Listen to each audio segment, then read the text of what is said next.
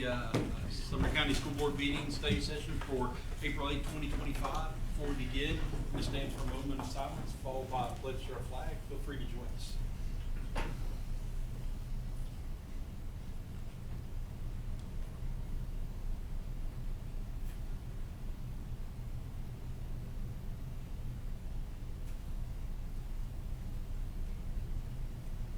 Pledge allegiance to the flag of the United States of America and to the republic for which it stands, one nation, under God, indivisible, with liberty and justice for all.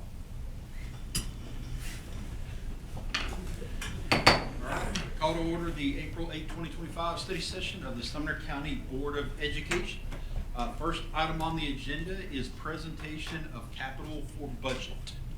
Let me, if I can deviate just for a second on budget, I wanted to take just a moment.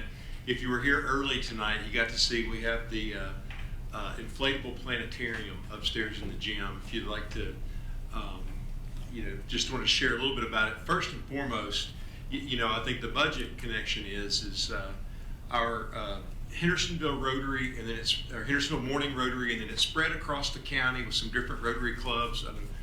Portland and others kind of kicked in to help. But historically, I think, how many years have we done the fourth grade dictionaries?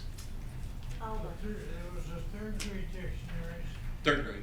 and we did it for about 15 years. So about 15 years, the Hendersonville Rotary and some other Rotary clubs across Sumner County spearheaded giving a dictionary to every third grader. And they came to us this year and asked if that was something that was still used.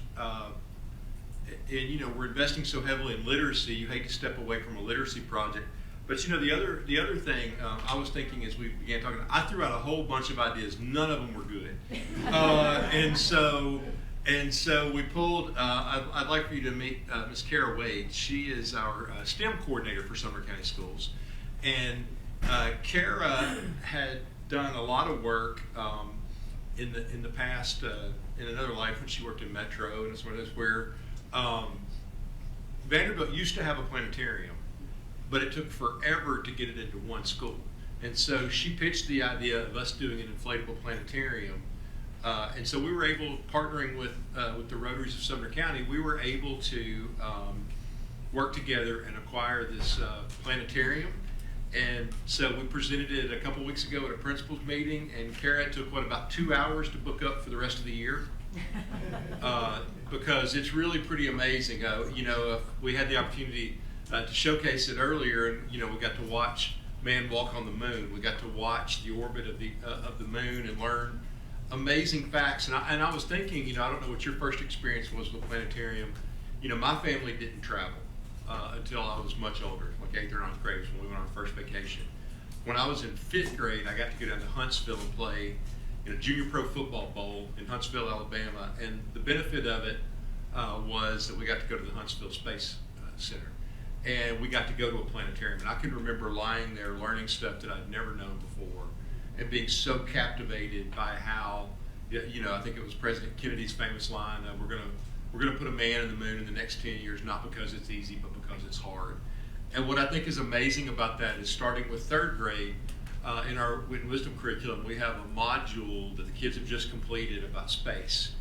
And in that module, that's the opening line. We're going to go to the moon in 10 years, not because it's easy, but because it's hard.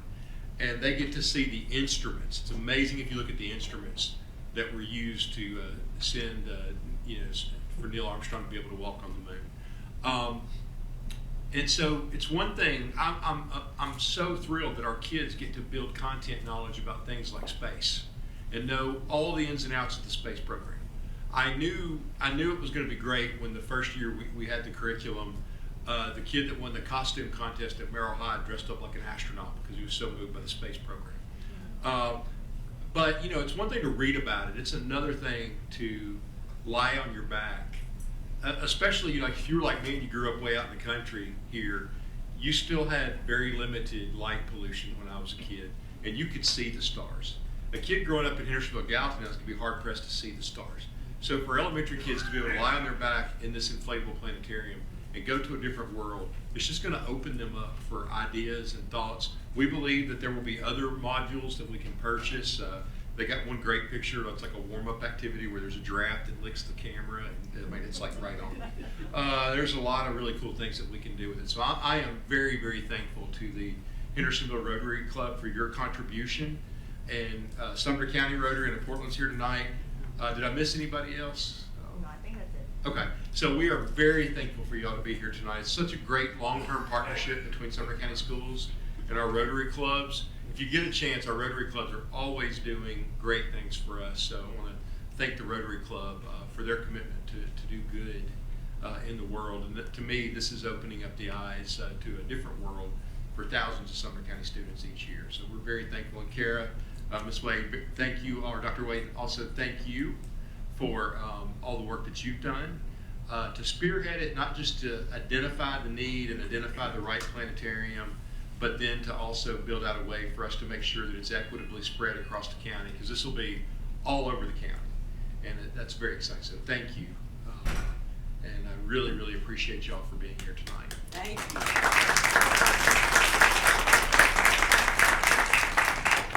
I've got two other quick announcements before we jump into our talk about budget. Special Olympics will be April 17th. I don't know if you've noticed it or not, but we're down a few fields and stadiums right now. So the best place for us to do Special Olympics this year is at the White House High School football field at 10 a.m. on April 17th. Now, remember that the White House football field is not on White House's campus. If you want to know the best way to get there, throw White House Kroger's in your GPS and go there. It's right behind the White House Kroger's. You'll see the stadium when you go there, but it's actually in Robertson County. So we're going to do it at the, but if you haven't had a chance, if you ever get a chance to go to Special Olympics, it's really one of the most remarkable things you'll see. It's a wonderful day. Yeah, we almost had to cancel it this year, and I'm thankful that they worked around the clock to make sure that it would work out, and appreciative of that. And and I think other schools are excited to get an opportunity to host, so it'll be fun. We also have Ms. Katie Brown and her team are sponsoring in the Hendersonville High School Auditorium Thursday, April 10th at 6 p.m. A documentary called Screenagers. Katie, do you want to tell them a little bit about what that is? Sure. We actually hosted a screening of it a couple of weeks ago in Gallatin, and it is geared towards parents who are thinking about getting their kids phones, and what you can put in place to, what are the challenges that the students will face, kids will face, and what are the protections they can put in place. And it's taught from, or it's led from the perspective of a researcher, and she does it with her own family. And so she takes her children through the guidelines that they set up, and the devices that they were able to use, and the protections that they put in place. But it's really good. There's a lot of background information about the effects of social media use and internet access to young people. And so it's just a really good educational opportunity for parents and for kids. So it's open to both parents and the students. Yeah, and I think, one of the things, the research that's starting to come out shows that early exposure to phones, mobile devices, could be more harmful than cigarette smoke. It's having a dramatic effect on children's brains. We've read The Anxious Generation, or some of the books that are coming out now. It's leading heavily to anxiety and a lot of other things. And some of it is a lot of parents just don't know. And so we want to provide, I think one of the things we're going to start trying to do more is connect, to provide resources to parents to help make informed decisions. They have another great program where it shows all the places you can hide a vape, or good old friend the vape. And, and so we can do some things to help parents, because a lot of times parents just don't know. And I don't know if you know this, if you ever raised teenagers, they are very resourceful. So anyway, thank you, Katie, for making that available. We also have on Thursday night, if you're over near Gallatin at 6 p.m., Venus Stewart Elementary is hosting the Coordinated School Health Activity Bus. We partnered another community partnership with Sumner Regional Hospital. They helped provide us to take one of our old school buses and convert it into kind of a mobile hub for games and all kinds of outdoor activities. Lisa, do you want to share just a little bit about it? Yeah, we partnered with, like you said, Sumner Regional and our transportation department. Took one of our buses that had reached end of service to host students, but we're using it for basically a roaming PE kind of equipment, laboratory. And it can go to each school. The schools reserve it. We've been using it this year already. We just haven't been able to do a ribbon cutting, kind of introduce it to the community officially. So we're having a community event at FINA, and we thought that was a good time because they were going to be using it. So if any of you guys are around, we would love to have any of you guys come to that. Sumner Regional will be there. They donated the bus wrap, and what's a little unique about the bus wrap that we like is we took local photographers, got permission from parents, and used our actual student athletes from all of the high schools. And those are actually, the bus is wrapped in that, but it's got a lot of really cool equipment that the schools can't necessarily, their PE, programs don't necessarily have access to all of this equipment. Lacrosse, hey, Gaga pits, which, love them or hate them. The kids absolutely love them. Lots of 9 square and really cool equipment that all the schools want. So we've been able to make that accessible to everybody. So the, ribbon cutting is Thursday, so we'd love to have you guys there. At 6 o'clock. And I think the Gallatin cheerleaders are coming. I think there's going to be a lot of folks from the community there. And This because, Thursday. and because there's never a lack of anything to do on a Thursday night in Sumner County, we also have the Gallatin High School CTE banquet, which is also really amazing. So, if you're out and about, feel free to come out. Ms. Hayes? Yes, Chairman. Ms. Brown, what time is that at HHS? 6 o'clock. 6 o'clock, thanks, okay. Everything's at 6. I think the Gallatin CTE banquet actually starts at 5:30. Yeah, and so, as I transition into budget, I think that's one of the things I wanted to, I just got back last night I think I got home at 2 a.m. I was in San Diego for it's a national AI conference. It's where Silicon Valley and K-12 and higher ed meet, and you get to kind of showcase and see what's coming next.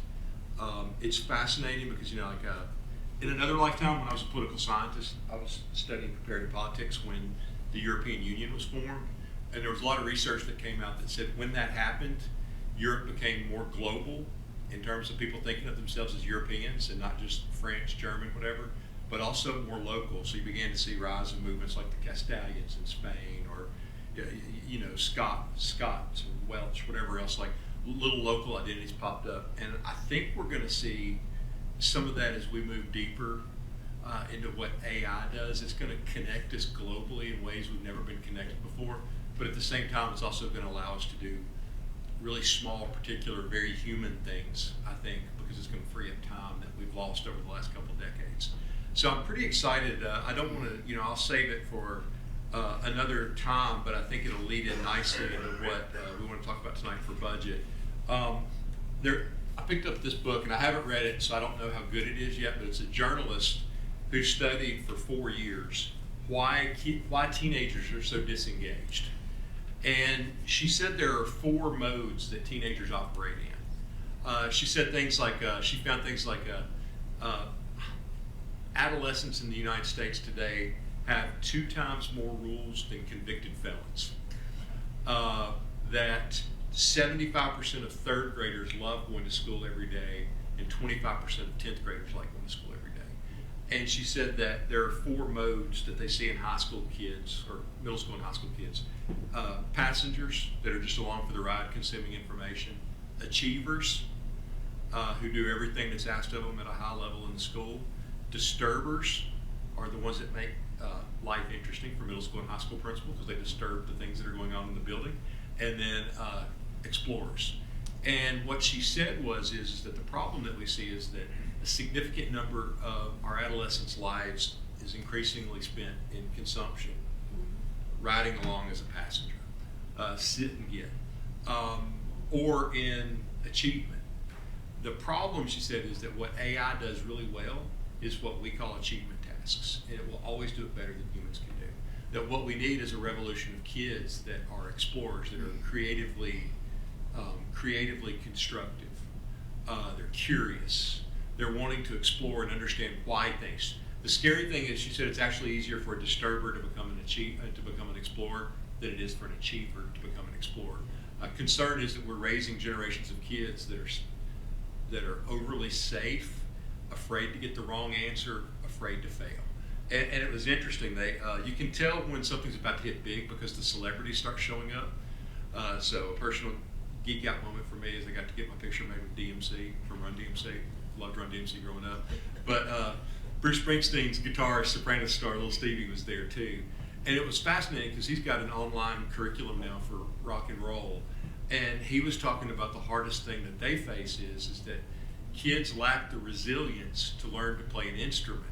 They want to be creative, but they get frustrated really quickly because they can't make it do what they want to do. And I think one of the concerns he was sharing is that, you know, one of the potential pratfalls of stuff like AI is it'll create songs for you, it'll create music for you, but you lose the artistry. So it's like, I think one of the big questions that we're going to have to address in the next few years is not so much a policy thing as it is a heart thing, to say, like, how do we leverage the things that are going to be really good for our kids while allowing our kids to still be children and to be really human, and to talk about how we leverage tools to make our lives easier so that we can do more of the things that are good for our community. And I think we've seen that, you know, it's fascinating. The presentation that I got to share about Sumner County was heavily featured on a couple of different things, you know, that we see in our CTE programs, which is one, if you had the opportunity to come to CTE Day, seeing Caitlin there from Liberty Creek, who was at the Y when Billy collapsed, and she gave him CPR for 10 minutes and saved his life. She learned that in class. I had happened to get up and give a 2-minute conversation about the Aviation Academy that we're opening next spring in our partnership with MTSU. And Billy came up 5 minutes later. They were talking about what Caitlin had done. And Billy gets up and speaks, and he says, I own an aviation company. We do aviation mechanics, and we fly celebrities. And I would love, because I've been given a new lease on life. I don't know what this next chapter of mine is, but I understand I need to give back, and I want to help kids. And, you know, those are the kind of collisions that we're seeing that are made possible by the work that everybody does, and by doing the good work that I think that we've created the climate to cultivate and to grow. And so I'm thankful for the work that y'all have done to make that possible, because that doesn't happen very many places. Most places around the country, when you're talking about career technical education, they're still thinking of it as a place where you put kids that are struggling in the classroom, not as another opportunity for kids to excel.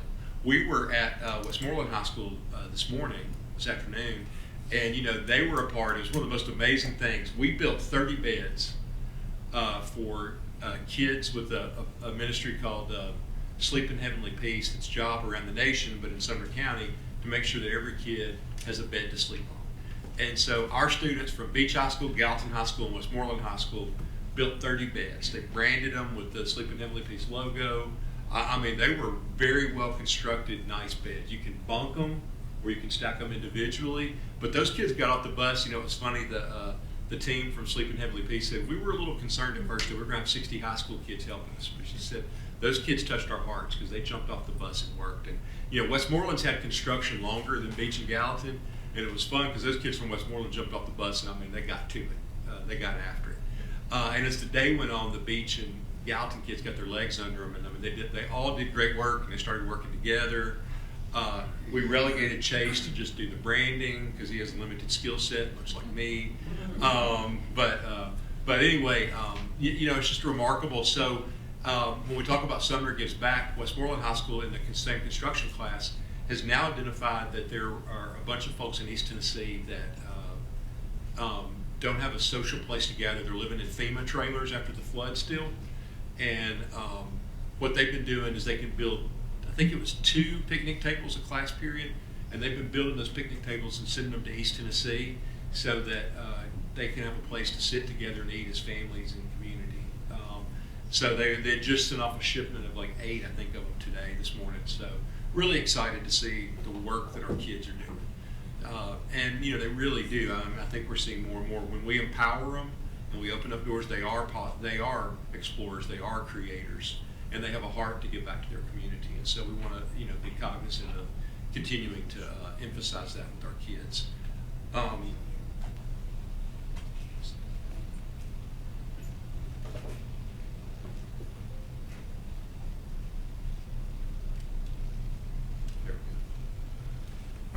So I wanted to run through one of the things I wanted to talk about. I'll go through this part really quickly.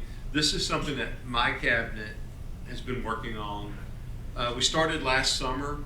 We got together. This comes from a book called The Advantage by Patrick Lencioni, and it really is a phenomenal book. His premise is that all kinds of smart organizations fail in the world. There are plenty of companies stacked with Ivy League talent that fail every day.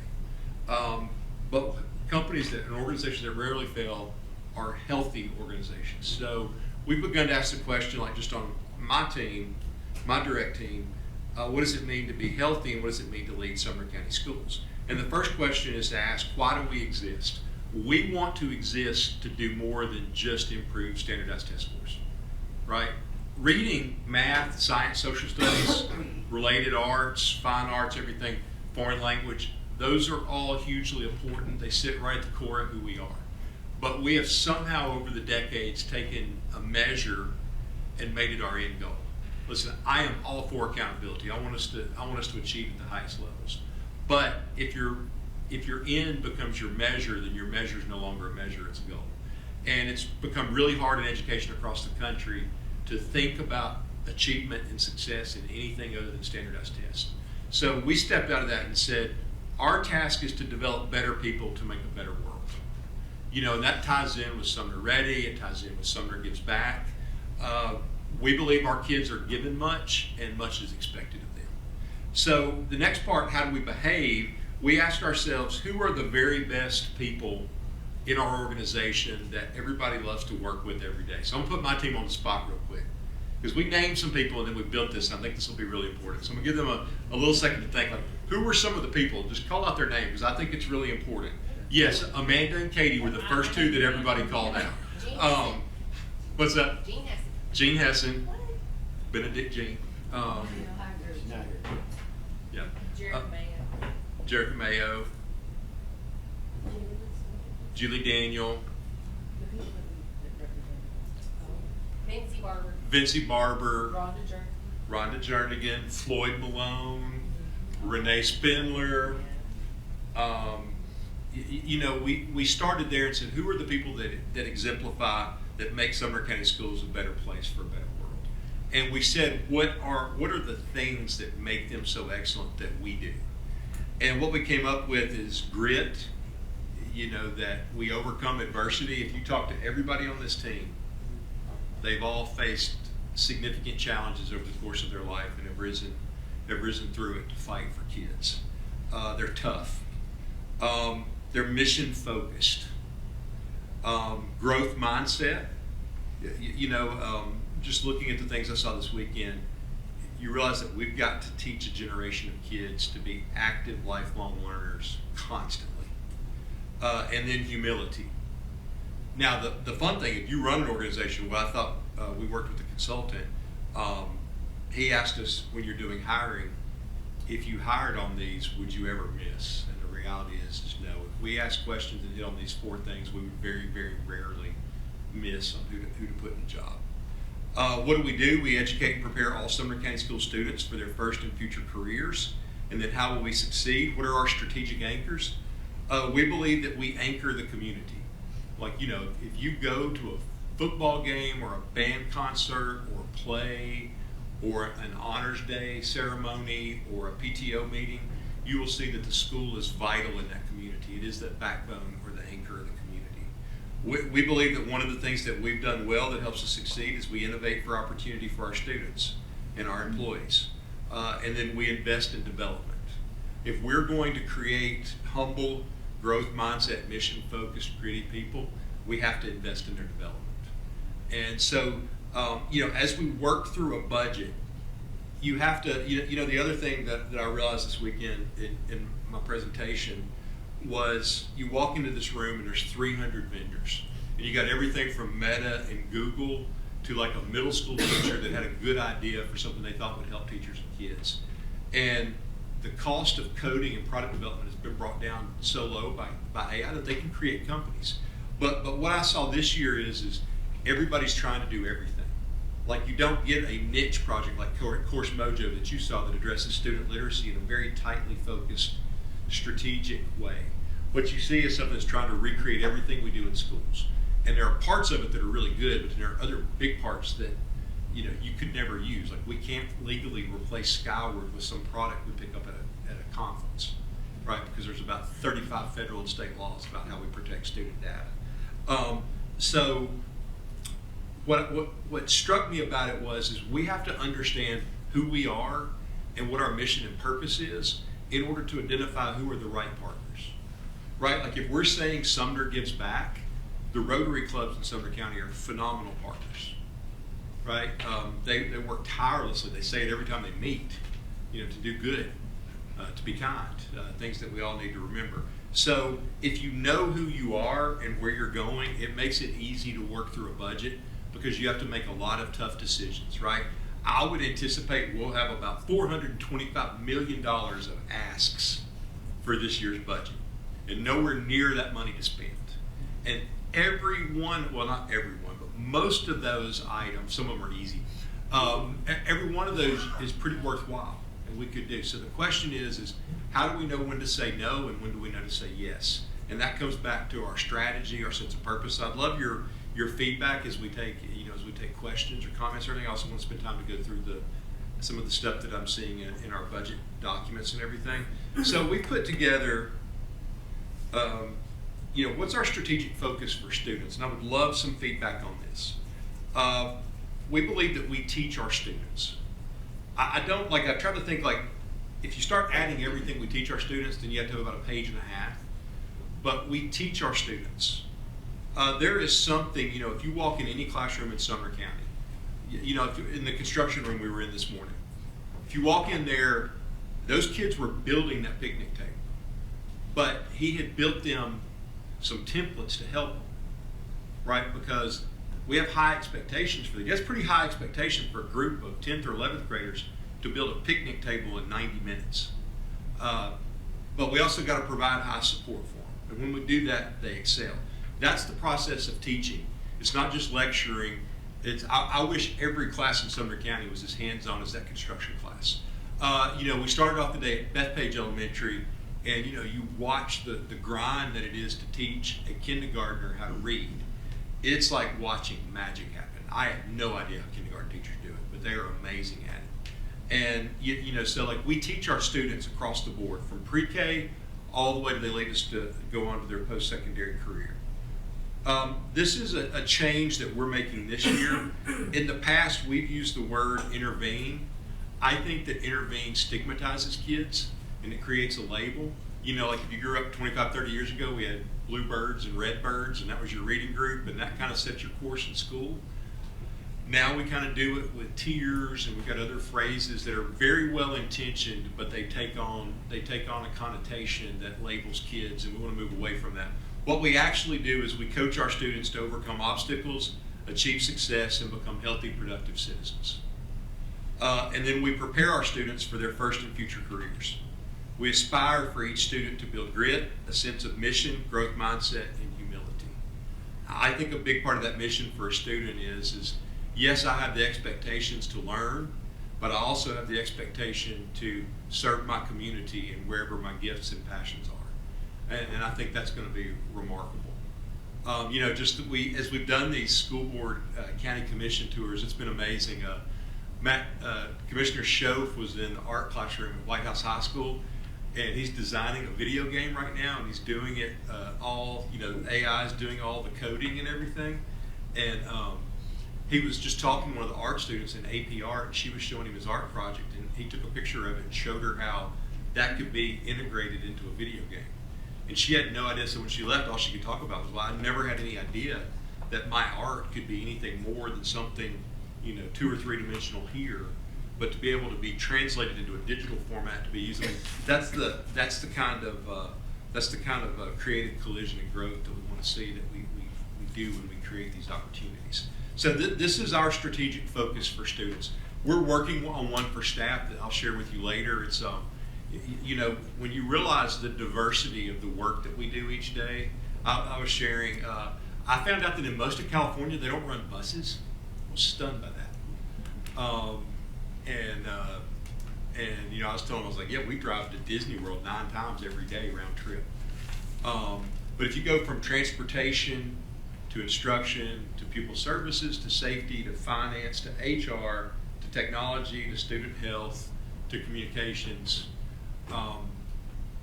our hands are connected to a whole lot of different things. So we're trying to find something that connects everybody so we have a similar strategic purpose without it being so vague that it loses any meaning. Some of these words, like I like the words we teach, we coach, we prepare, we aspire. I think those are pretty powerful. That's a pretty powerful stem to guide us down the same path, but there will be some variation across departments. Did I miss anything? You want to add anything?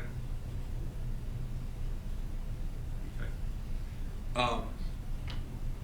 You know, and I'm thankful because it takes a lot. Like, they have committed a lot of time to dig in and work on getting our strategic purpose and sense right. It's not easy work, and then not just you know, a lot of times.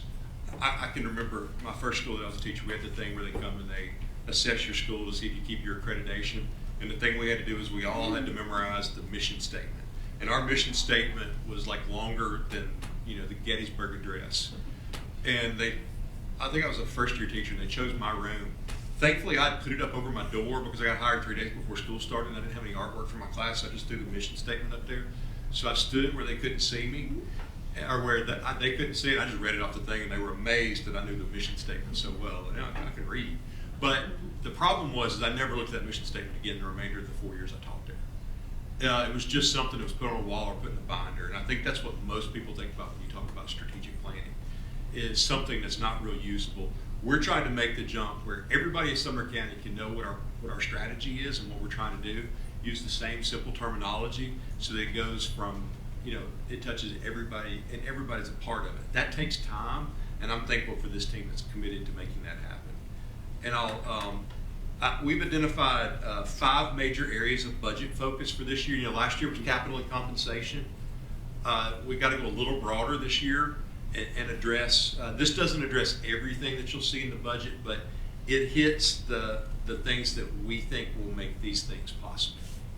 And so that is supporting students, parents, teachers, and principals to overcome obstacles, achieve success, and become healthy, productive citizens. I want us to move out. You know, I'm going to a superintendent gathering on Friday, and one of the conversation topics will be, what do we do with the behaviors that we're seeing from kids? What do we do with the mental health crisis we're facing as a nation? But I think that not that we don't need to address behavior and anxiety and mental health, but if we continue to try to address it from the negative side, you know, it's like when I studied Russian, one of the first lessons is that, you know, Russia's got a ton of oil, and they run these pipelines from Siberia out to Moscow, St. Petersburg, out into Europe. But Russians never build something well, so the pipelines leak. But since they have so much oil, what they do when the pipeline leaks is they just put more pressure and pump more oil. So sometimes these things catch on fire, and you can see it from outer space, and they just keep pumping more oil through it because in their mind they got a limitless supply of oil. We don't want our approach to addressing these profound needs of behavior and mental wellness, we don't want it to come from the negative side. So we're trying to think we believe that not that we don't do things to address behavior and mental health, we want to absolutely do that, but we think if we can leverage it with parents, no one wants to be a parent that gets a call and says your child is anxious and misbehaving. It's way better to come in and have a conversation, even if that's happening, to talk about what can we do positively to reframe the focus and conversation to be able to get a child back on the right track. Now, that does not mean, I want you to hear me, I am not saying that there won't be consequences for behavior, right? I 100% believe that I don't think you learn as a child if there are consequences for behavior. But our behavior consequences should lead towards learning a better way and a better practice. So, you know, it's high expectations couched in coaching and love. And I think if we can do that and invest in that, we'll see a faster turnaround than, you know, just talking about, you know, what are we going to do with these 2 or 3 kids, or these 5 kids, or these 10 kids. Closing the achievement gap between all students in our subgroups. You know, I will say I'm not a huge fan of No Child Left Behind, but I will say this for No Child Left Behind. Until it came into effect, no one ever looked to see how special educated, or students with disabilities, African American students, economically disadvantaged students, historically underserved populations, even down to are there girls being allowed to go into science and engineering classes? It did raise subgroups as a need of focus, and that's a positive thing. As we increasingly shift away from what was wrought by No Child Left Behind, we need to maintain our commitment to making sure that each student learns. And so we have to be aware and look at these groups and identify, like, what we're trying to do is identify who is doing, again, to stay positive. We have some absolute rock star teachers in this district. We have some that are doing amazing work in each of these subgroups. We need to go study there and see what they're doing and then replicate that across the district. So how do we do that? That'll be one of our budget foci. Coaching to improve academic success and outcomes for each student. Right? Sometimes in education, we're guilty of looking at, there's a great book out now called The End of Average. And it's fascinating because it talks about how in the 50s, Air Force planes just started crashing like crazy. And they would always blame the pilot. And what they found is the Air Force then began a major study. They got 4,000 pilots and they measured 10 different parts. Everything from their arm length to the width of their foreheads to, from their inseam, everything, because they wanted to build a cockpit and a seat that met the average pilot. So one guy had done this for like 10 years at Yale or somewhere, and he went to work for the Air Force. The guy was absolutely not a pilot, right? He was good with a ruler. But he began to ask questions. He finally wrote a report and said, how many people of the 4,000 pilots match all 10 of the things? And the answer was 0. They were going to build a cockpit and put in all the planes in the Air Force that fit 0 people. And in fact, made it more likely they would crash. So this is when we came up with this novel concept of adjustable seats. Turned out to be way cheaper. At first the contractor said there's no way we can make adjustable seats for planes. And 2 months later they had adjustable seats in planes. And the impact on that impact's the wrong word. The number of crashes was way significantly less. So we got to be careful, especially in an age where it's so much easier for us to focus on individual student learning and differentiate. We got to get out of trying to look at the average. Part of our problem is we've shot at the middle and try to say, how do we get everybody up to the middle? And the problem is we've brought kids that are above the norm to the norm and trying to move, we've got to look at each kid as each kid. And how do we meet them where they are and move them towards where we want them to go? Supporting the development and retention of new teachers. This is massive. I am thankful for the work that our Teach Sumner team has done, and it's gone so well that we're going to expand that to all new teachers. Amanda, Frankie, do y'all want to share a little bit, totally putting you on the spot, about what we're looking at doing for new teachers in the fall as they start school? So first off, this is a really big collaboration, cross-departmental. We brought really someone almost from every department, SPED, principals, instruction, obviously, finance, Teach Sumner. I know I'm leaving a lot of people out, but it's been a really big IT, been a big part of it, collaborative effort, trying to figure out how to better support new teachers. It was a strategic committee that we had, and one of the big initiatives we came up with is that we're going to do a 3-day intensive with all our new teachers to Sumner County. Not just Teach Sumner, not just the job embedded. They go through a 5-day intensive, which is part of their curriculum within the program for Teach Sumner. But all new teachers, there's so much that, they're coming in just green too. And so there's going to be a very intensive 3-day new hire process. And, before that, our new hire process was more just, different information. Here's your benefits information, retirement, at the end of it, it was just a lot of takeaways of just administrative type stuff. And so this is really going to kind of help them be better teachers within Sumner County. And so I really think this is going to be a really great process. And I'd love Frankie to add on to any of that. Yeah, so historically, when we have 0-year teachers join us for 1 day, it's a kind of a dump of HR information and insurance and curriculum and all the things, and they leave with their eyes really, really big and have no idea what we just said to them for 6 hours. So this is really intentional around practice and what it takes to be a successful teacher, and we'll do that other stuff too, just not during the intensive. So we're really, really excited about it. I've been working on it for several months. It's going to be, oh, and we're using their professional learning hours for that. So they're not giving us extra time. They're not, working outside of their contract. So it's going to be really cool. And, Yeah. and then further from that, we are working together to also try to provide additional supports when those new teachers go into the classroom, helping them, through that process, because it's a lot, especially for job embedded, but specifically they've never had that education on teaching, but also all new teachers. And so I think it's going to be a really great upgrade thing. Yeah. Ms. Bringy? One of you said new teachers, one of you said 0-year teachers. Do we have like a cutoff on who's included in that? And then it sounds like we do, so the follow-up to that is, do we do anything for our new to Sumner teachers? So I think Frankie said it best. With this new and teacher intensive is what we call zero year. And so they are not necessarily, they're new to teaching, not necessarily new to Sumner County. So, well, they would be new to Sumner County, sorry. It would not include teachers who have taught elsewhere. They have some additional resources that Frankie's department's going to pour into. Well, and they come to us with experience already, so the intensive is designed around someone who's not stepped foot in a classroom yet.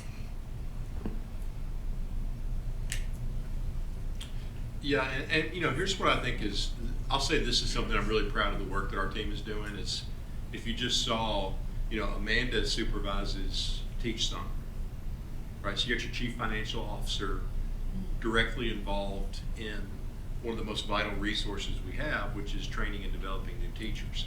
And that brings in, the work that Mr. Ott and his team have done, Norma, Katie, because one of the things that they discerned is we trained every teacher in the district last year at TCIS to learn de-escalation strategies. Well, you have to be careful with brand new teachers, right? Like you can't give them, like you're trying to teach a 15-year-old how to drive and you put them on the Indy 500 racetrack on their first time and say, hey, just try not to hit 190 miles an hour. Bad things will happen. You've got to go slow. And so I'm thankful that they built out a process to think about, just one to name for a new teacher, hey, this is an art and a practice that takes a little bit of while to get. So let's get your legs under you. And we're actually trying to look at a lot of our professional development support to move where it's bite-sized, it's chunked, there's follow-up, because, Norma, when was it that we went, Norma and I went, gosh, this was probably 2018, we went and spoke. We were trying to hire special education teachers, I think at Austin Peay.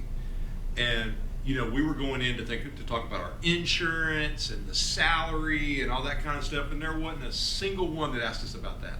They all asked us about what kind of support am I going to get. That's the number one thing that we get is what kind of support, and I think the thing is the support that we're providing that we'll move towards next year, I think will be the best in the state and among the top in the nation. And it's not a 3 days and finish. There's a whole support plan built out for the entire year for wraparound support. Yeah, and like my new teacher support when I started teaching, and I was one of the first job embedded teachers in the country because Atlanta had a teacher crunch. And I had to give up 10 planning periods, which is vital when you have a new teacher, to go learn this thing where you were classified into one of 4 colors, and then you were supposed to identify what colors your kids were. And you give them different types of crafted assignments based on their color. And I can tell you I spent 10 planning periods learning it. I never used it once. What we're talking about is things that will actually impact our kids and will help our teachers succeed and feel supported. So I'm really thankful to the work that they've done. And then, let's see, providing additional support for school leaders. Where we are right now is the principal in a school carries a tremendous load. Everything that happens at the school processes through the principal. It's always been that way. So we're in the process of doing some work and study to try to figure out what's the best way to support principals and not do it in kind of a cookie cutter. You can have any support you want as long as you want a black Model T Ford. What does it mean in different communities, different needs, different approaches? While we can still be fair to everybody across the board, but how do we look at ways that we can lift some of the burden off of our principals? One of the things we're asking is, I saw a statistic this weekend that said that, as the Kinsey report study said that 49% of time of leaders and teachers is spent on non-instructional, non-student facing tasks. Now, I would include in focusing for our leaders, I would include behavior and different things like that, because I will say some of the biggest impact I made in kids' lives was when they got in trouble and they came to my office. And honestly, the biggest thing is, I can remember we were up at Clyde Riggs last year, and this little boy had done something really dumb in the library, and he was crying outside the office. I made the mistake of asking what he did, because he did really do something dumb. It was bad. And he was crying because he said, "Miss Robbins is gonna murder me." And I was like, "Do you know Melissa Robbins? Like, there's no chance that that's gonna happen." He's like, "No, she's gonna be really mad." And Melissa said, "I was really mad at it." But you see, like, that's a good thing. He goes into the office and she talks to him and she reiterates what our expectations are. That is a student-facing activity, just like being at a ball game or a band concert or something like that. We want to try to find ways that we can free up more of our administrator and leaders' time to be more student-focused or student-facing, right? Like, nobody got into education to do more Excel spreadsheets and do reports. Anyway, that's kind of where we're looking there. All right, so I want to run through, and we've done this a number of times. I just want to give you updated numbers because, really where we are tonight, we're on the edge of getting everything kind of knocked down. Like, once the legislature gets out of session, once the budget passes, we'll get a lot firmer numbers. Just so you know, and Amanda, jump in if you want to at any time. A lot of school districts will look and they'll say, well, a teacher costs, $53,000. They'll take the average cost of a teacher and they'll throw that in the budget. That's how you go broke, right? Because each teacher, each employee costs something different. Whether they take benefits, whether they take all the benefits, whether they're a 25th year, whether they're a first year, whether they have other certifications, different things like that. What Ms. Brown and her team do is they do a lot of analysis and projecting to figure out what our finances will look like last year, and that requires a massive amount of time. And they've been working almost nonstop since really about the early part of December, maybe even earlier, to get this process started and done. They've done phenomenal work. What I'm really proud of them doing is they built out systems to make the budget more communicable. And you could ask the others on the team. I think what we've done this year is, everybody's been very included in the budget process and been able to share what their wants and needs are, share what their capital requests are. We've gotten all those down, and now we're sifting through, what's possible. We're not anywhere near being able to tell you personnel and stuff like that, because some of that's going to depend on some of the limitations that we have. I got your question, Ms. Brittany. I didn't ask yet. I read your mind. So here are I've added some budget funding variables that are concerned since our last meeting. We're still waiting on the governor's budget to pass. There's a $2.19 million bump for us that's reflected in this number, that's 7.206. So if that hold harmless goes away, that 7.2 goes to about 5.1. That's a lot of stuff that we were planning on doing. So this is really important. We should know, hopefully, in the next couple of weeks, if that 2.63 is going to stay at 2.63. If it goes up, 0.04 like it did last year. 0.04 was about $1.3 million it cost us last year. So, I wish that they lagged that a year so that we could budget for it, but they don't. So we'll have to adjust based on that. And that's some of the reasons why we can't give you as much firm number and stuff as we would like. Oh, I'm sorry. Thank you, Katie. Impact of global and local economy. I don't know if you've been watching the news lately, but the global and local economy is in a bit of a flux. So we could tell you what capital projects cost now, but I can tell you it's going to cost more. And there's going to be a lot of different impacts. There's a lot of uncertainty in the marketplace right now. And anytime there is uncertainty and you're bidding stuff out, they're going to shoot high. I am so thankful. In fact, I met with the project managers on our state with Biskin Construction last Monday, and he told me that if we hadn't, that to get steel fabricated now is out into mid-2026. There's a real crunch on getting steel. When the tariffs came in, everybody had a project jumped in there and tried to get it at the best price. In fact, companies are bidding projects that they don't have the steel for. So I'm thankful that we have Biskin. They do have the steel, and they're pushing hard to get everything So we can't factor in yet the impact the global local economy is going to have, but it's going to be a thing as we budget this year. And then let me be clear, right? Building a revenue neutral budget will be very important this year, right? Like I'll just tell you straight up, there aren't 13 votes, there aren't 10 votes. I don't think there are 5 votes on the county commission to increase revenue this year. So we need to build a budget that comes in with the revenue that we receive. Now we're going to fight hard to get as much revenue as we can. I think that there are some shared opportunities for us to do some things together with the commission where it's a win for all of us. And I think we can do some of those to expand, the money that we get, because I do think that there's a large group of commissioners that now, I think I'll say this, like Mr. Hyde wanting to do the school commission visits was a godsend, because I think it's really, if nothing else, we spend an hour or two together walking around talking and just seeing the great things that are going on. I think it helps, it cultivates the ability to work together, and I think that's big. So we're going to do everything in our power to build a revenue neutral budget. I will tell you some other concerns that I didn't put on here is, I think we're going to be okay, but there's rumor out there that our title budgets, especially our Title I budget, might get cut. We received preliminary allocations last week with the state, because we have to have a budget in by May 1st for the federal government. The federal government has not given us our current allocations. But what they did is gave us last year's allocations and told us to budget off that. The problem with that is we have to budget off that, but then if they come back and they cut it, those are jobs and a lot of supplies and materials and things like that we pay for every year out of federal dollars. So that could potentially have an impact, and hopefully we'll get the real allocations in the next week or two. But that's a very real thing. Any questions so far? Mr. King? Yeah, I'm just curious on that last thing you said. You said we have to get a budget to federal by May 1st. We usually vote on the budget like later in May. So what is that? Is it just a kind of a projected? It's an E-plan.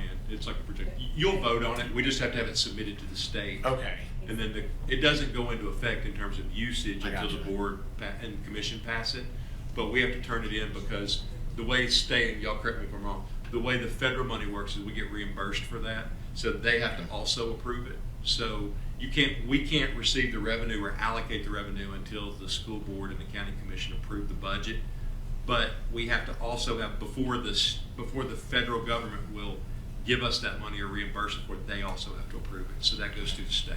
And typically, we try to submit the budget to the state first and get that approved before we bring it to you all, because we don't want to bring you something then the state turn around and go, oh, that's not allowable, because that happens. There's different rules change. And so we typically try to bring something to you after the board's approved, after the state's approved it. If you didn't approve it, of course, we would amend that and go back to the state. So. Is that what we did in previous years? Mm-hmm. 'Cause I don't remember having a deadline at May 1st. I don't know if I that don't- deadline's new this year. I'm not Yeah, sure. I don't, Frankie, is it new? Only E-plan is the deadline. The plan. Can you get your mic, Frankie? Yeah, sorry. It's the plan of what you're doing. It has a narrative and a whole body of language on how you're planning to spend your money. And so they're approving the plan, not the dollars, but the dollars have to be in there to justify what you're saying you're going to spend your money on. Okay, so, and we have to vote on this? I just don't remember voting. Maybe voting. Yeah, Federal doesn't go to the commission. Yeah. But you all get it. Yeah. Okay. Yeah, it's part of that big bill bucket. As you flip through, it's part of that. Okay. Yeah, we're talking about the federal budget here. So like we vote, usually when we do the budget, we vote it, but yeah, I think for you that's the way, like they have to approve the narrative, and sometimes things will change, like like last month we had to move money because the state changed the classification of technology devices like iPads. They used to be a capital item and now they're an instructional supply. So, they changed that after we had done our budget, so we had to move money out of capital into instructional supplies to cover that cost. So that happens with the federal government all the time. I will say, like, I got this on a later slide. I will say that, Ms. Brown, our audit from ESSER came back and we were clean. So we just just as a side note, we actually received the state had a separate grant for audit of ESSER. So we applied for that grant, we received that grant, we have been doing that with the same auditors that presented with our school funds, I guess in February. And anyway, so we have had clean audits every audit that we've had. It's been great. And also, you may hear in the news, Scott may want to say this, there has been some school systems that have not spent all their ESSER. That is not the case with us. We met very early on as a group and said, we have to have a plan, or we're going to get to the end of this and go, oh my gosh, we have several $1 million to spend. And so we worked, I know that sounds crazy, but we worked very diligently to make sure we spent every penny, and with multiple departments. And so big shout out to Norma's Karen Craighead. She was a major asset in that, but it is to ensure that is a large undertaking. So proud of that for our yeah, team. and just to give you an idea of what's happened recently, a lot of districts had continued to carry over ESSER money this year, even though the deadline was last September. They kept applying for and receiving extensions from the federal government. And about 2 weeks ago, that ended and that money was taken back. So there were districts that left tens of millions of dollars on the table. So I think it's important, like when we go to schools and we see the equipment and the stuff that they have, a lot of that's ISM money from the governor's budget, state legislature's budget, but a lot of it also were dollars that we spent from ESSER. A lot of the playgrounds, I think one of the things we did really well is we didn't just load up on vendor products. Like, we bought actual stuff that would benefit our kids for a long time, and we spent all of our money by the deadline, so we didn't leave anything on the table, which is good for the taxpayers of Sumner County. Yeah, you said the title information. You think you'll have that within the next 2 weeks before we do vote on this plan? Do we think we'll get that information? We have no idea. It always, like, anytime you change presidential administrations, it takes a while for a new administration. Like, usually, this is not uncommon in a presidential year. Yeah. So what they've done as of last week was drop the same exact allocation that we had last year down to the penny. Said Okay. go ahead and write your narratives and plan As if it's that. as if it's that, Okay. and then we'll go back and fix it when they tell us it's not. I just want to make sure we're going to spend time approving something that's just going to be drastically different Yes. immediately after. Welcome. But it could be more. It could be more. I don't want to be, far be it from me to be political, but welcome to the federal government. Yeah, but for most people, a lot of these parents, they're getting ready to send their kids to schools. They don't know all the ramifications of this. Like, this is the type of questions I feel like we get. So that's what. Yeah, and I mean, the reality is that is something that is totally outside of our control. Now, I would say, I'll give you an example. This is where I'm proud of our team. Last year, we had received a grant from the state for like 22 years for middle school, after school programs. And the state changed the criteria, which is fine. That's well within their wherewithal to do. But like, they gave bonus points, and some of the bonus points were, you're in Montgomery County. But it's like, well, there's not really anything we can do to hit that. So we missed that by 1 point. And there were a lot of bad judging, like watching the Olympic gymnastics a decade ago, that were very unfair. But, a lot of districts that had gotten it historically that lost the grant just cut the programming. They did a tremendous job of figuring out a way to make sure we could still have middle school after school programs, and are working to continue and extend those programs. So I have no doubt that if we get those cuts, unless it's something cataclysmic, we'll figure out a way to protect our people and to protect our kids. But if you ask me, will it have budget ramifications? It absolutely will. But we can't even speculate about that right now because we just don't know. Yes, thank you, Chairman.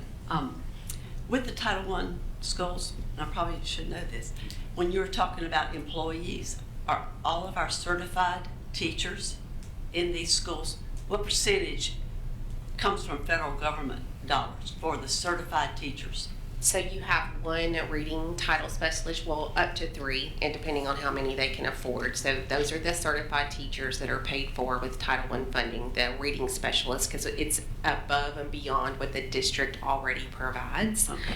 And then we also have a couple schools pay for additional assistant principals. We have para pros, which are the same thing as a teacher assistant, but we differentiate that because of federal, because we have to have a different title, but they basically do the same thing. And they're certified employees? or They're just- classified. They're classified employees. Okay.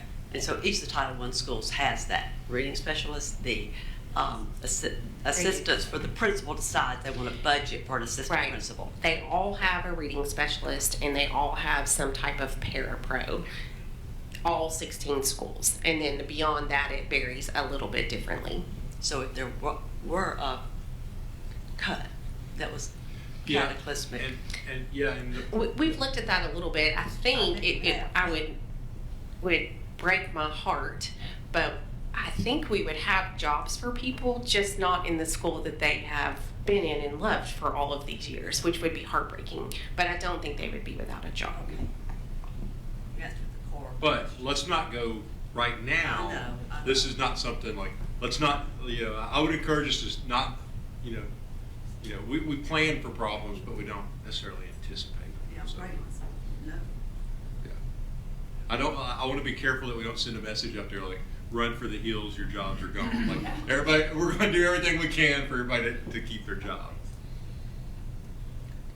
Okay. All right. Let me talk about this. We're really excited about this. So first off, let me give a huge shout out to Ms. Dana.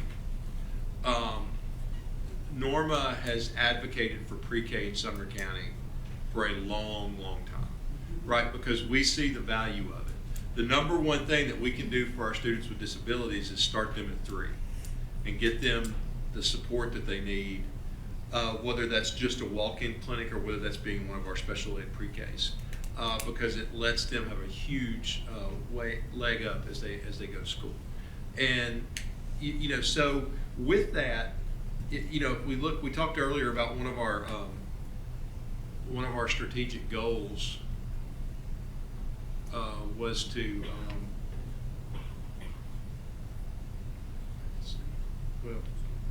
is to provide additional support for school leaders, support development and retention of new teachers, increase support, closing achievement gaps coaching.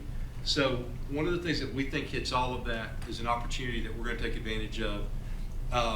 We have 8 pre-Ks in Gallatin in the cluster, 2 at Howard, 2 at Guild, 2 at Vena, 2 at Benny Bills. All right? Every one of those principals loves every kid in the pre-K program, right? But pre-K is a different thing than everything else. The closest thing I can say is when I went to White House Middle in 2011, we were the only middle school that had 5th grade, right? Because H.B. Williams was overcrowded, they moved 5th grade over to White House Middle. They just started this year being at White House Intermediate. But when I got there at that time, elementary was completely self-contained in classrooms. So we had 5th graders that were self-contained, 6th through 8th graders that changed classes, but then we had 5th graders eating lunch with 8th graders. It just was different, like the mission of the school was different. And we see that in our elementary schools, pre-K is just different. The kids have a different set of needs, and they're on a different schedule. Everything from breakfast to when they dismiss, and everything is very different. So, we also have the greatest challenges that in Sumner County in our Gallatin schools. So, we've for a long time this year we've tried to think through like what could we do to pull that out, because like at Howard they're overcrowded, right? So this provides 2 classrooms of space for Howard. At Vena, Benny Bills, and Guild, they face a lot of the problems associated with economic disadvantage and other needs. And so what this does is it moves, you can see there's currently we have 72 special education students in these pre-Ks and then 52 regular ed kids. So if you think of just in terms of the weight on principals, the 72 special ed students have a number of IEP meetings each year. That requires an LEA there. Our principals love their kids and they want to be a part of those meetings, but a principal only has so many hours in a day and so many minutes. And so We currently have principals that spend a day, day and a half a week doing nothing but 504 and IEP meetings. This doesn't even reflect the number of 504s that are in there. Yeah, go ahead. So I would also point out, when we say regular education students, that's a mixture of students who are in what's called voluntary pre-K, and that is income-based. So students who meet that criteria of the low income, they get to come to the preschool for free. And then we also have peers who pay to come to our preschool programs, and those are 4-year-olds. So that regular education are really just the students without disabilities. So what we're proposing to do is to put consolidate our pre-K classes here on campus in E.B. Wilson. At another date, I'd love for us to consider, I think something for the board to consider is, we talked about this last year. We did Patricia Brown Virtual Academy.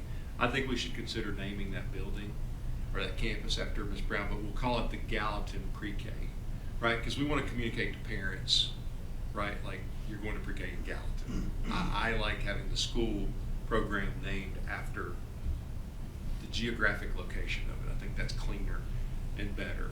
So anyway, I think this gives us, we're going to be able to better serve pre-K kids. And these are kids that need the most support with literacy, with everything else. That lets us really dig in and do solid work with them before they go to elementary school. I'll tell you one of the things that excites me the most is just an example. This came from each of the principals, but Josh Shelton's first thing was they started in the spring at Vena Stewart trying to get the pre-K kids out into their kindergarten classrooms for the next year.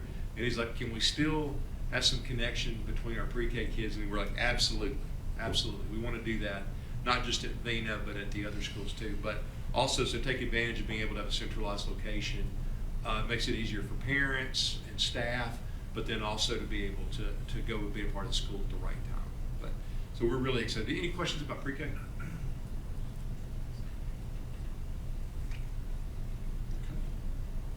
All right, let's jump into capital projects.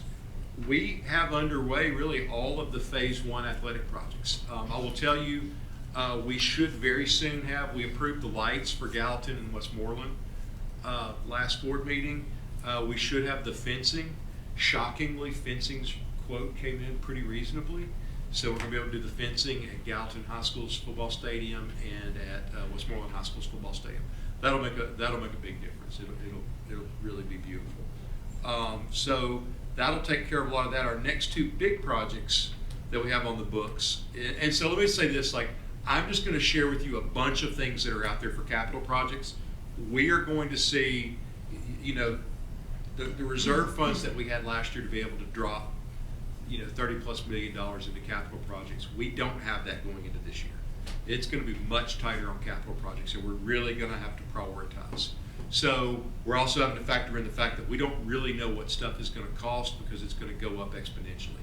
So we are going to have to calculate, you know, what's best, what's fairest, where do we get the most bang for our buck, and move forward and make some really tough decisions on capital projects. So I just want to kind of lay out everything that we've talked about doing. So what we've talked about are athletic capital projects tracks at Beach and White House. Remember, White House, if we're going to build a stadium on campus, we need to build the track first, so we have a place for band and football to practice while we build, because it'll take probably both of the practice fields and the band practice field. All right. So we also have a roof replacement I asked Mr. Brown to give us a list of capital projects that we need to complete over the next 5 years. Right. There are many more than this. These are the big ones. So we're going to start working through as we get an idea of what things cost. We're going to start working together to figure out what is it reasonable for us to pay this year, what are we going to have to kick to next year, what can we wait on a little bit longer. Mr. Brown can stretch a penny about a half mile, and so he does a great job of managing his budget. But you know, we also we just took an extra $200,000 in capital this year and invested it in HVACs, and that's made a huge difference because we've been able to get ahead of stuff instead of just waiting until things break down. So we want to continue to be as proactive as possible, also realizing that our capital funds are diminishing. So we need to replace HVAC units in 5 schools. We have a bunch of LED lighting upgrade projects. One of the things that we're working on is TVA has a grant process where we can recoup some of that money. And we're working on that, so some of the LED lighting will take a little bit longer, but if we can get more LED lighting out there, for the same amount of money, then that's what we want to do. And then we've got some fire alarm replacements coming up, and then paving, parking lot repair. Which 5 schools? Which 5? I'm sorry? For the HVAC, which 5 schools? No, it's not. It's 5 schools. I would prefer, if I name a school right now publicly, it starts jockeying. So I'll tell you later. Okay. And it's not that I don't want, like, they're all legitimate needs, but I also think, like, since I'm just laying out the case for everything that we need to be able to really pinpoint, like the new roof at Portland High School, for instance, was $1.1 million. We're doing about $270,000 in roofing at Gallatin High School right now. Some other projects, RT Fisher, they were working on it today. It was significantly less.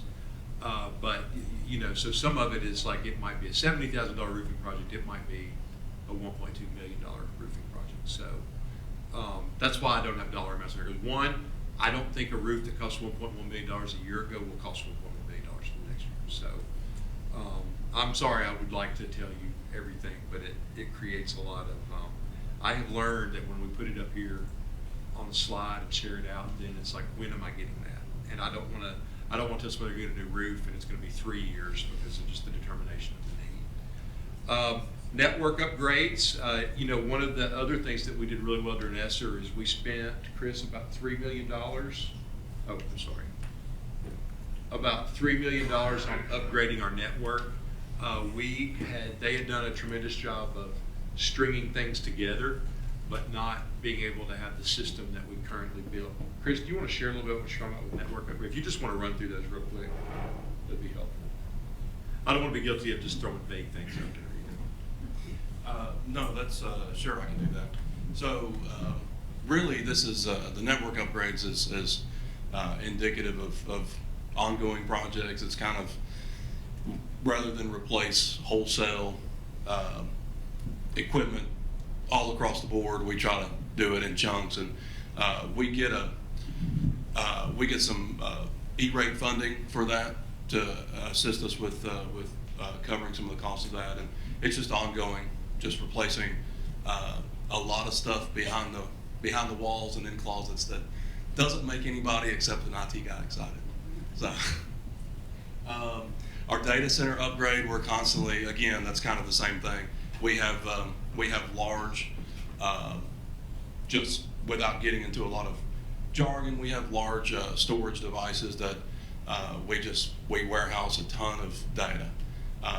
And so it's time we're due to replace some of that equipment, and that's what that item is about.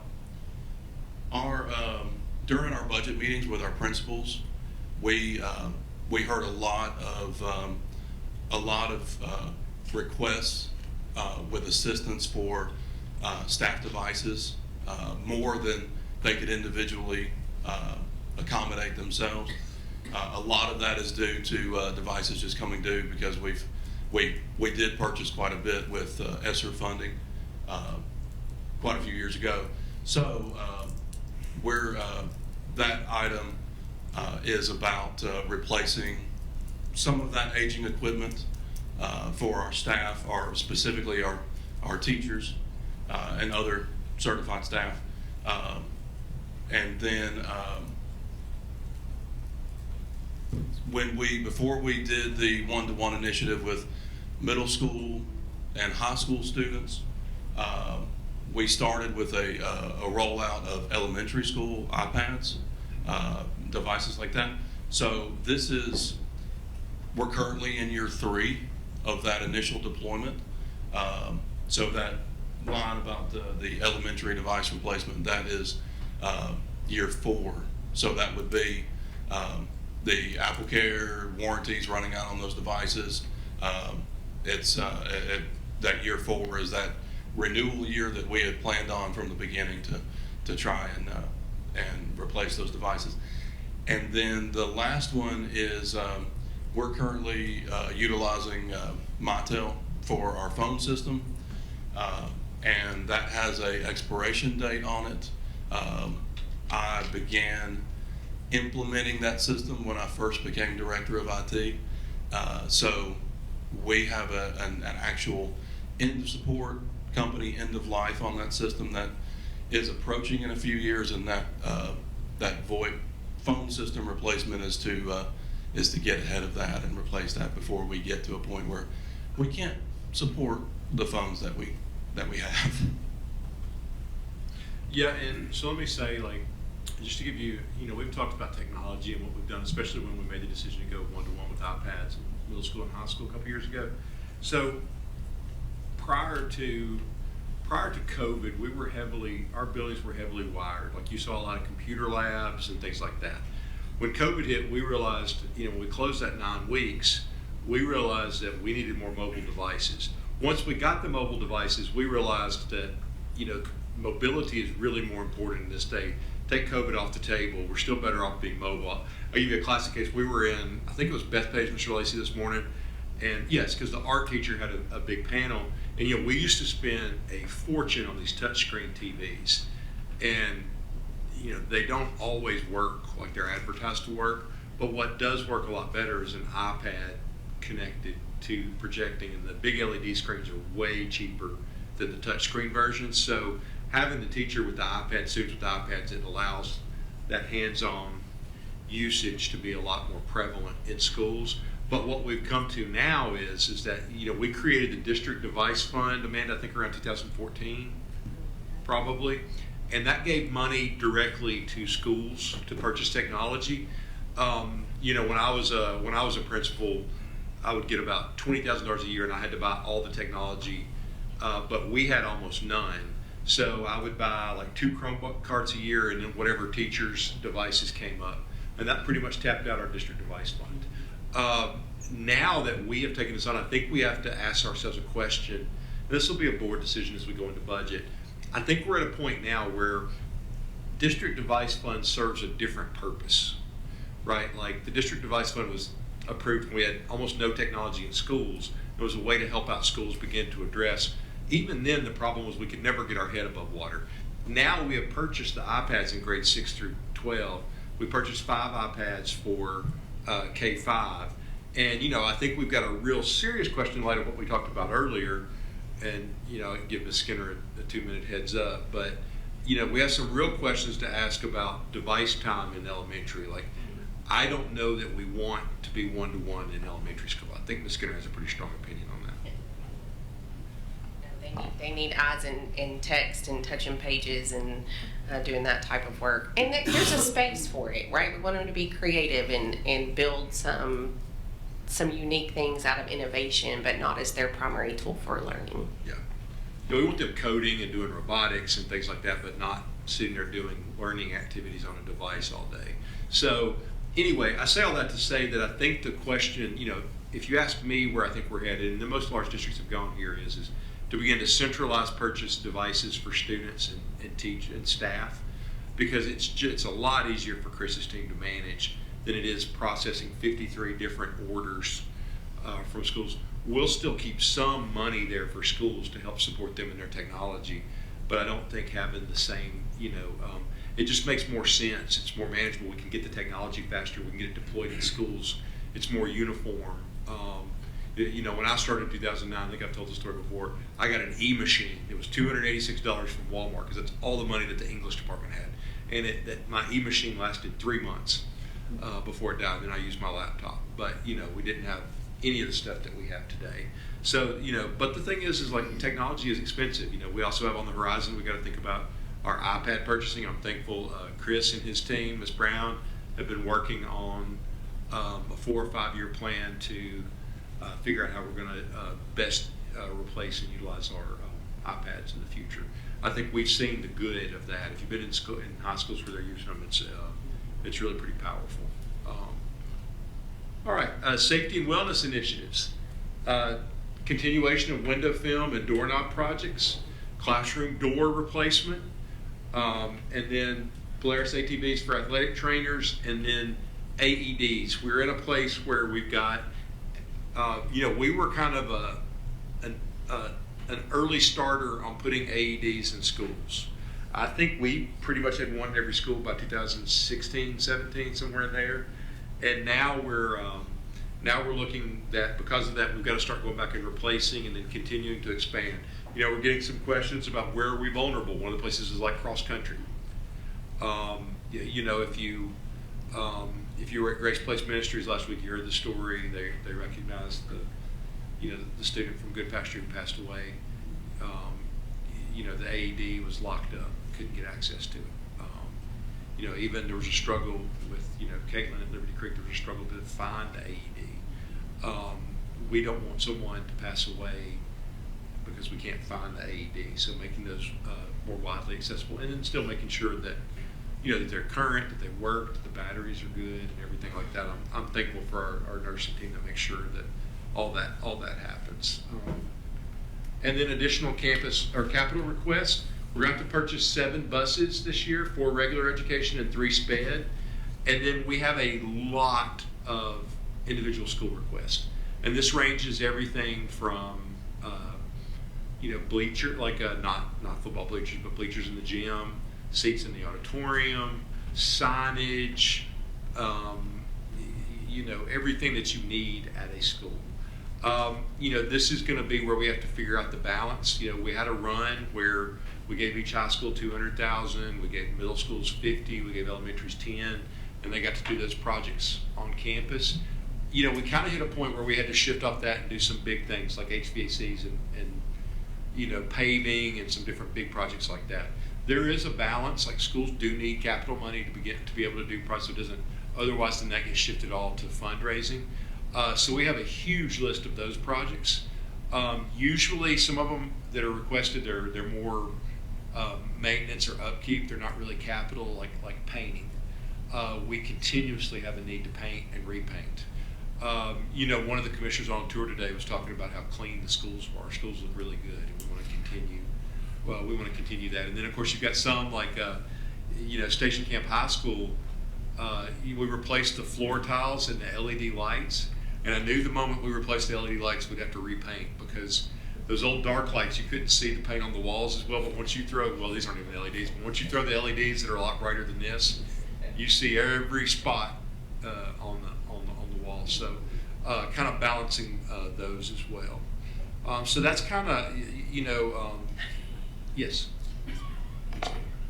We forgot to add curriculum, the adoption. Yeah. It's so big. Yeah, science curriculum. Mr. Lancaster actually texted me and asked me about it last week. It's okay. Good news. ELA and math came in, Frankie, $4.5 million, $5 million, with a pretty significant recurring cost. Science is much more manageable. I'm happy to say, like, one of my biggest concerns is that we were going to be ill-equipped in middle school to do lab-based science experiments, and we were going to spend a significant amount of capital to upgrade our science labs. It looks like what they have put together for middle school are kits, like replaceable kits, and it contains all the stuff that you need for the experiment in the kit, which I think is great because you've got storage and chemicals going bad and different things like that. It also lets us help support the teachers in how to do the lab, what to do with the results and things like that. So, we are still finalizing. Elementary and middle are fairly straightforward. High school, because you have a bunch of different subjects and trying to calculate the actual number, most places you just calculate the number of juniors you have and you throw that in for chemistry. Well, not every junior is taking chemistry. You don't want to, now that it was fine when you were buying books, because most of the time we were buying classroom sets of books and they just used them in the room. But now that we're paying for individual digital licenses, you don't want to just burn 200 or 300 licenses every year and overpay, because it's just a waste of our resources. So we try to get, Ms. York does a great job of, because sometimes like the way this is packaged, so just so you know, we voted on the science curriculum. That's a lengthy process with a lot of law that goes into it for how that's done. And we have to submit that to the state, and it's based off a list of what the state's given us that are approved curricula. But the way that it's priced pretty crazy. Like Ms. York has to look, 'cause sometimes you can buy the digital licenses in packs of 20. Sometimes you can buy it in packs of 25. Sometimes you can buy a classroom kit.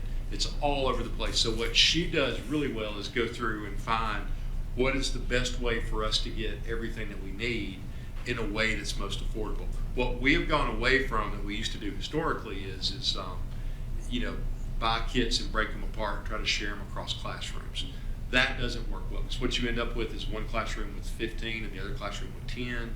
You get the same number of students in each class, and so then you got kids watching the experiments and things like that. So we're trying to figure out still a little bit, probably by the 21st, I can include that in my director's report and give you an update on science curriculum. We should have those numbers then.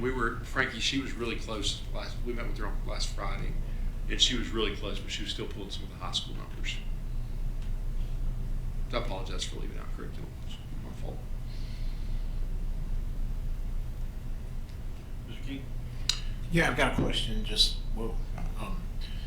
Going back to the previous slide, just on the AEDs, I'm just curious how, you may have mentioned this and I don't know. How many did we buy? Do we know? How many are we proposing to buy? I thought we bought some this year. Yeah, we did. Do you remember? Yeah. So what did we buy this year and what are we proposing? We've got about Additional? 150. Okay. Possibly more. I would have to look at my data sheet.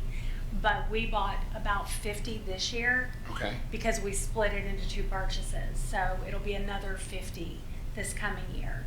Because we have about 50 G3 models, and those are reaching their end of service. So we can no longer get them serviced. We can't Okay. find parts for them. No replacement batteries.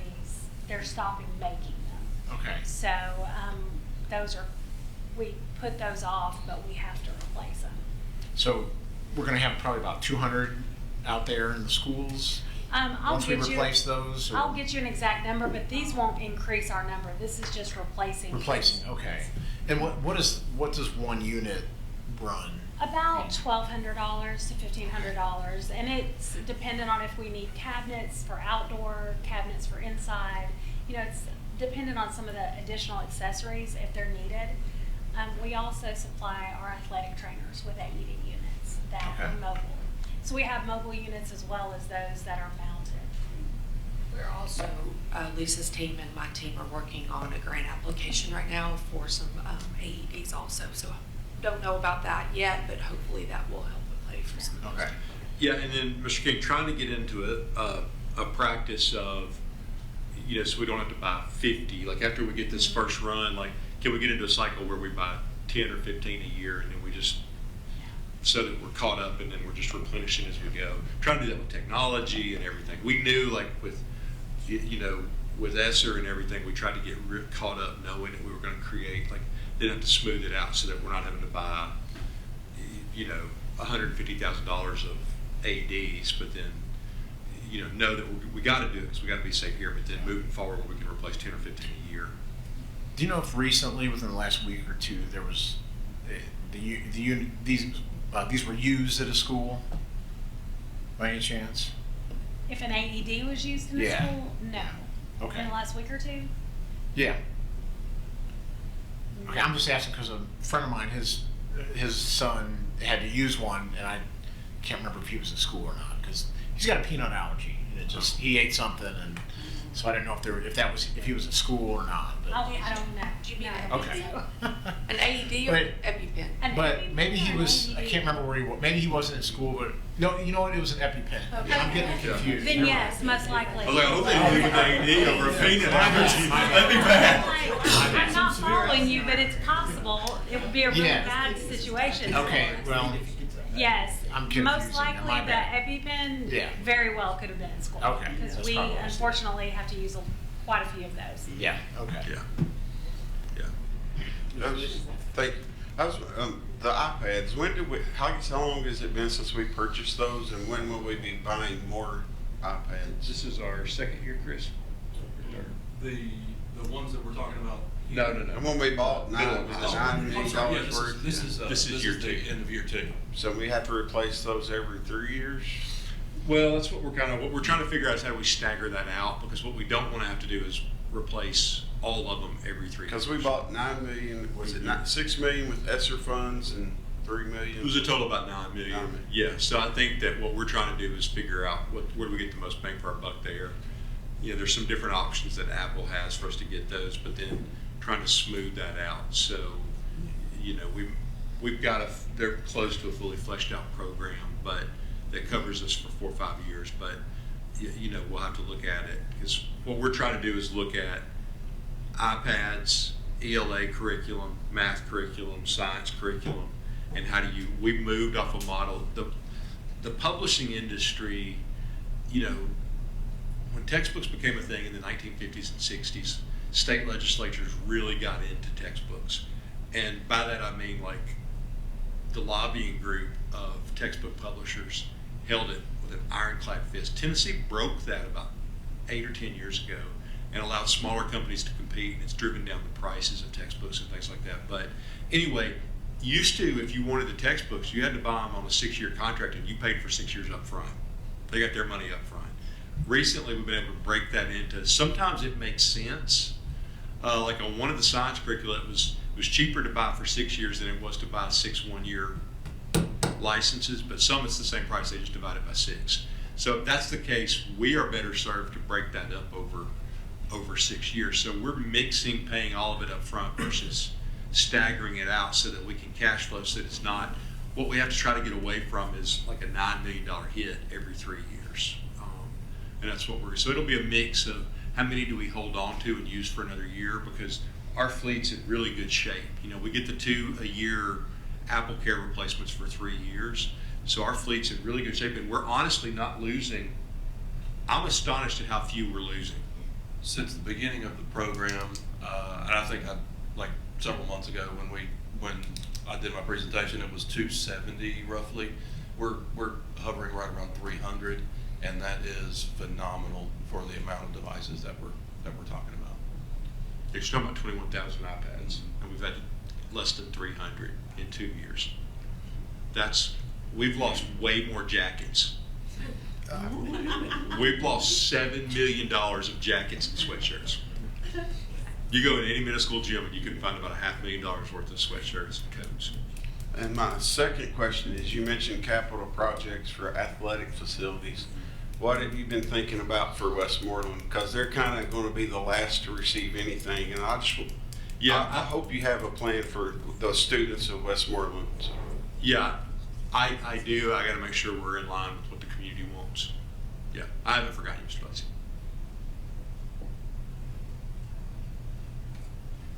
Ms. Brady? Circling back to the pre-K group, when we consolidate in one building, does that give us the opportunity to open up more spots? I think, go ahead. I don't think it will be opening up more spots. We're going to be always looking at the square footage, because we have to get a certificate of occupancy based on the square footage, so that we have to go by the daycare pre-K guidelines. So I don't know that this endeavor is going to operate more slots. We may reconfigure some of what we're doing with our SPED students, because 3-year-old students don't need to come all day. They're not ready for that. So we might be doing morning and afternoon sessions with the older kids that are in the VPK or the paid peers. We expect them to be coming all day. And then, is there any opportunity for us to look at potential for transportation if they're all in one location? Yeah, we will have that for the special ed, right?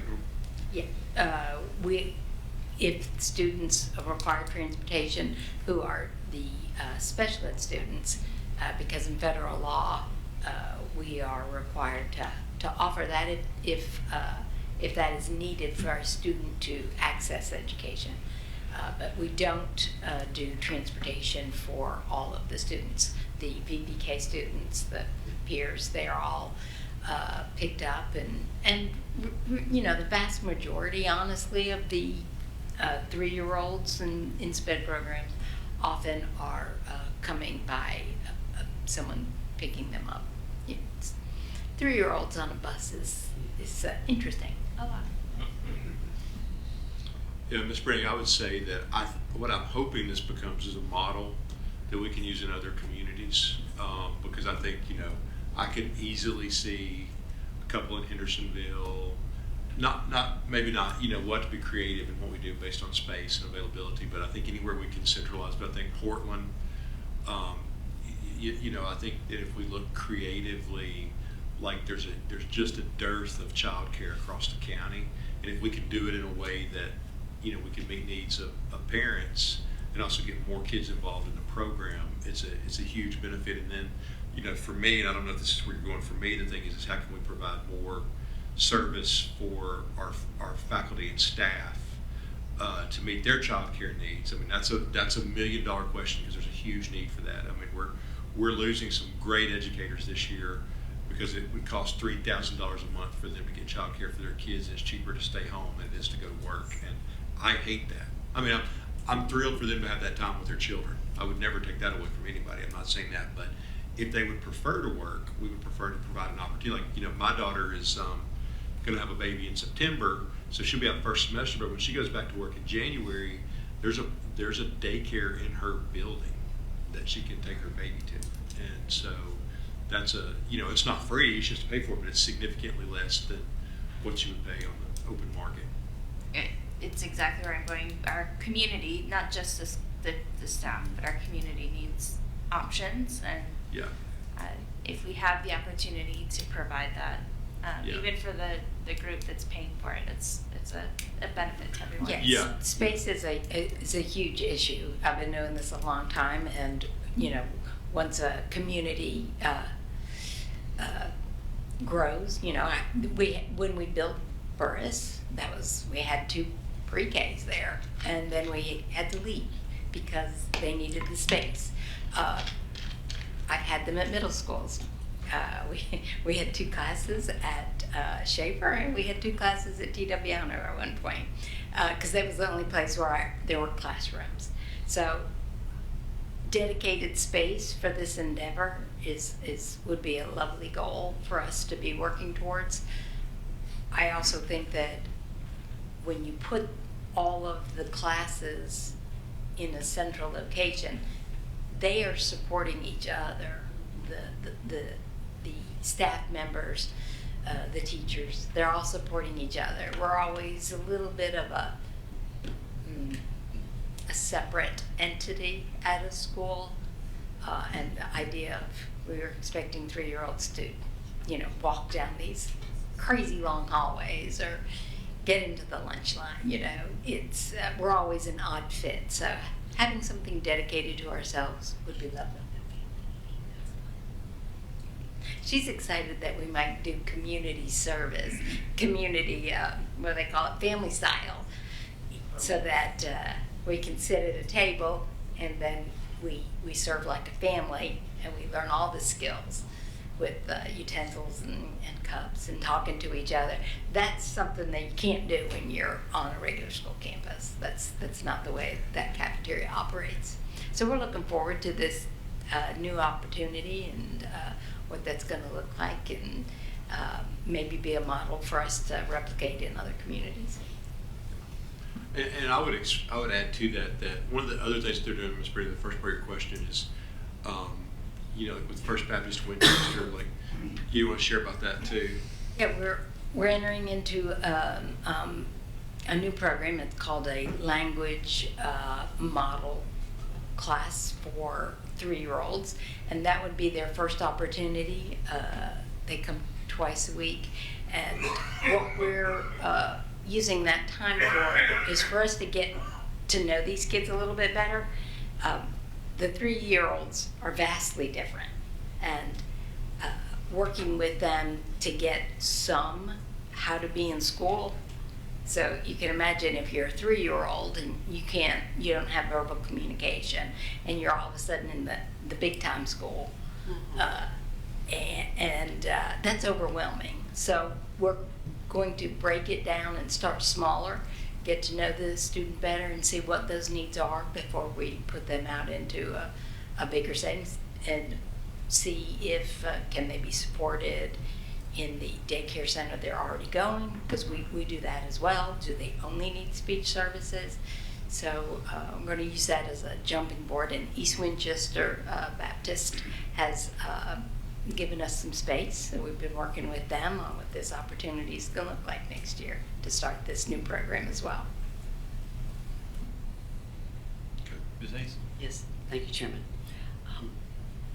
I know that Ms. Dam will answer questions when we have asked in her SPED area.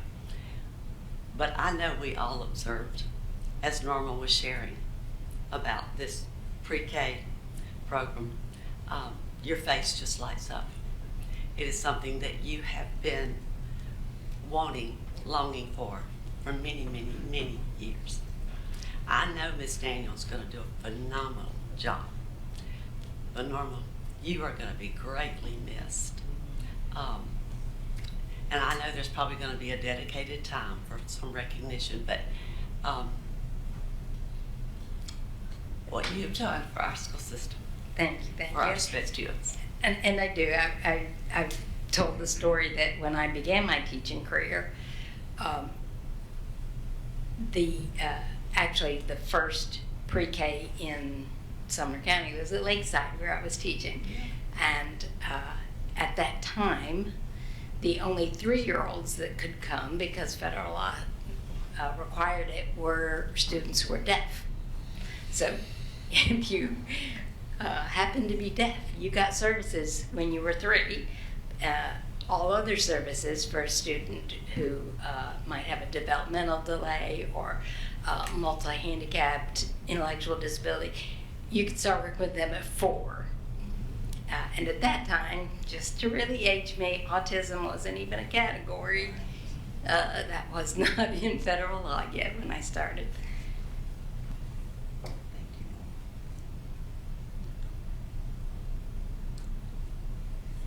right, well, I think, yeah, I already talked about, let's talk school supplies real quickly. Last year, you know, we started paying for school supplies because we had ESSER money, and it was a great way for us to support families. You know, the first year we did it, we weren't sure how COVID shutdowns and everything were going to affect the pocketbooks of our parents and communities, and so we paid for them as long as we had ESSER money. Last year we did not include it in the budget, and we hope to be able to come back and say that we could do it the following year. I just don't like. Currently, if we did the same school supply amount that we've done in previous years, it'd be about 1.8 million. And, you know, by the time we order them, it could be higher than that because supplies and things are going up. So we are working, Frankie's team, I think Amanda's team, they're working on some, Miss York, her team are working to come up with kind of a uniform list for schools to ask for and some different options for parents and things like that. But we're probably looking at going back to the old days of having a supply list and parents contributing that. So we will never let a kid go without supplies, right? Like we've got partnerships with the United Way, with the Family Resource Center. Kids won't go without stuff that they need. Schools will take care of it, but we are probably past the point of it being us being able to supply and consistently do 1.8 million a year on school supplies. Unless if you tell us otherwise, we'll do it. But I'm telling you, like the pinch would be pretty severe on that. It would not be my recommendation. Ready? Will you look at numbers around having a percentage of the school supplies? Like we order 25% as many, and so principals can work with parents who have need of that. Is there a way to look at a portion of it? Because I think many of our families will just be able to absorb that, but our economy is what you talked about earlier this evening, and I don't want our parents to feel like they're left out in the cold if we need to support them. We're going to start messaging it, but we can look at that. Mr. Key? Yeah, since we're on other budget topics, I just have a question about tutoring. I brought this up earlier in the year. I'd spoken to some principals, and I think Dr. Becker had put out on social media, hey, we need funding for our tutoring. Is this something we can look at exploring to? Because from what I understand, I asked, what do you think your tutoring would cost? And I asked a few principals, and they all said a few $1,000s, to have a tutoring program. I think one school said that they were running a program for 8, but high schools, not the middle schools. So to me, I'm doing the math on that. It's like there's with however many high schools we have, it's like it'd be like 80 grand or maybe even less. I'm just wondering if that's something we could, because I know they were taking that out of their instructional money. But that was something they were funding with ESSER, I believe, and so is there something we could do there to help those programs? Yeah, I mean, before, like when I was a principal, we did like an English lab and math lab. Usually, we had before and after school the kids could come.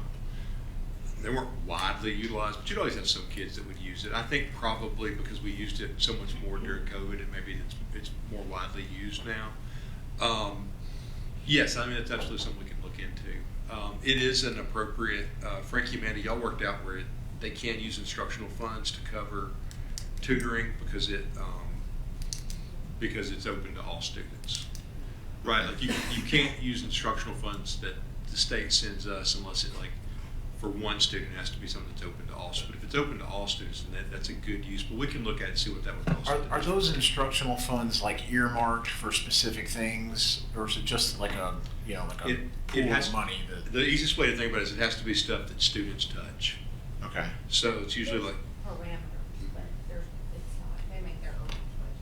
Yes, there's parameters, they can't use it, but we don't say you have to use it. So for instance, I would say it's different at each grade level because for instance, in elementary, their instructional funds are used differently because all their curricular supplies come to them. Where high school, we don't have as much curriculum. So for instance, as a high school principal, dissecting kits, owl pellets, sharks, frogs, that kind of stuff, sheet music, novel sets, different things like that is where we would usually use that instructional money. In my day, we used a lot of it to buy Chromebook carts and things like that where we were trying to expand our technology. They don't have to do that as much now. I spent at White House High School in 2017-18, I spent somewhere around $28,000 a year on paper just for the copy machines. Now I think we're using a lot less paper now because the kids have the iPads. But those were the things that we used our instructional funds on. But just they can. So I think it's figuring out it's figuring out the right mix of what's appropriate for the district to pay, and then the one thing that principals have when they have those instructional funds is the creativity and flexibility to create programs that meet the needs of their students right there. And so it's always kind of we want to support them, but at the same time we want to give them the flexibility to develop the programs that meet their needs. But it's absolutely something we should look into. Okay. Thanks. And for instance, some schools that have skinny block in high school, most of them are doing a tutoring type thing within that skinny block, so they don't necessarily have that need as much as a school that doesn't have the skinny block in high school. Because the beauty of that is that sometimes your kids that most need the resource are dependent on the bus for transportation, so they can't get there before. So you try to also, how do we provide that same level of service during the school day? Yeah. That's all I have. All right. Next item on the agenda will pop up here in just a second. Is it the discussion of, so are we through budget now too? We're through budget now too, All right. yes sir. All right, just making sure. Discussion of policy 3.402, special use of district vehicles prior to first reading. So you guys will remember we approved this policy, changed this policy a couple months ago. This is some stuff that we needed to add in that our risk management carrier wanted us to put in. So this is its study session appearance. Any questions? First reading, so again, we'll have more opportunities to review this. All right, nothing else? Meeting's adjourned. Thank you guys very much. Appreciate you. Mr. Lacy.